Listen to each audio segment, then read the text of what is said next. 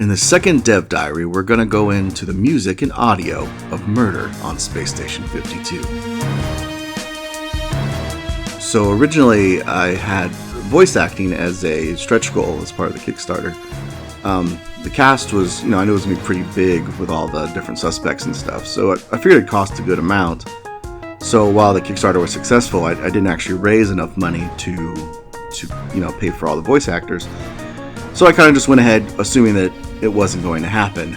But part of the Kickstarter video, I actually did the sort of little skit type thing as promotion where I just recorded all the voiceover myself. In fact, one of the jokes in that little skit was how I wasn't a very good voice actor. Hello, I'm Christopher Mathis, developer of Murder on Space Station 52. This is Edward Locke. Edward has found himself trapped on a space station with a ruthless killer. If he can't solve this mystery, it could be his last. Wait a minute now. He's likely to die in immense, awful, and horrible pain. Well, why would you say something like that? Because it's totally true. But people seemed to like it, and everyone was sort of like, just do the voice acting yourself.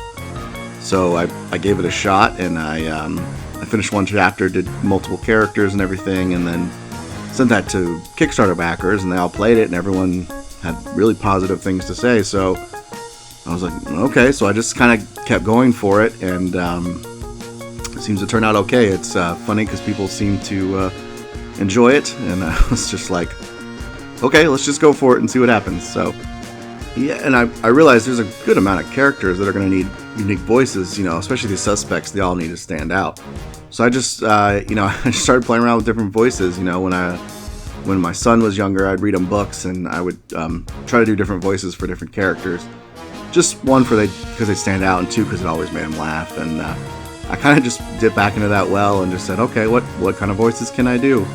And just kept coming up with ideas. And also because I know some audio engineering, I was able to do some things on that side as well. So most people seem surprised when they find out I've done multiple voices, which is great because I was really worried everyone was going to be like, that's just the same guy doing everything. When it came to the music, I knew that given the art style and everything, and even though it was sci-fi, I didn't want to do the sort of traditional, a lot of arpeggiated synths and stuff like that. Not that there's anything wrong with it, and not that I don't enjoy it. It just didn't feel right to me. I'm a big fan of blues, and I've played a good amount of it, and I've not played as much jazz, but I kind of thought it'd be cool to sort of introduce some of those ideas into this. So that's what I went for. I started adding different kind of blues and jazz, and one of the things I found is that both of those genres, they improvise a lot.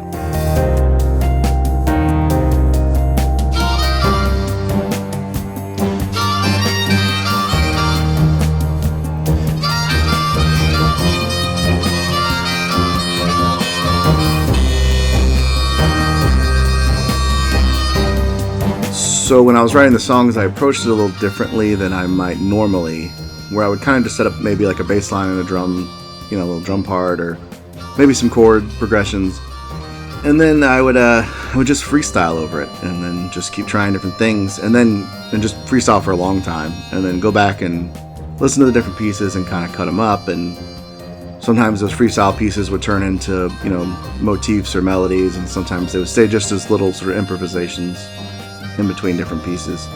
But it was a much more free and open kind of way of writing the song. So got a lot of good feedback on it. I wasn't sure how people were going to handle it because it's not what you'd maybe expect with a sci-fi type game. But it feels very Cowboy Bebop at times. So and I love that. So that was always nice as well.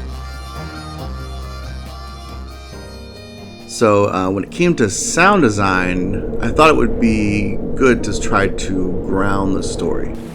You've got really stylized music and sort of, stylized characters and everything. But, it's still a murder mystery. There's still some stakes, in there. So I thought sound design would be a good place for that. So, I'd go through each individual room and figure out, what atmosphere it should have. And I'd just build up ambient sounds and things from pulling from real world, some sort of modified and things like that to fit the more sci-fi setting. But I figured sound is a good way to ground it. And I think it did, and I think it works pretty well. And there sometimes in the songs they play sort of their main themes, and then they'll calm down for a while, and you get something a little more ethereal, a little more calm, or just sparse, I guess. And that lets the sound kind of shine through at those times. And what I liked about that is it kind of gave you a time for contemplation. Since you have to figure out puzzles and things, I feel like those calm moments might be good for the player to have. Thank you for taking the time to learn more about the audio of Murder on Space Station 52. Keep an ear out for further updates. We'll see you on the station.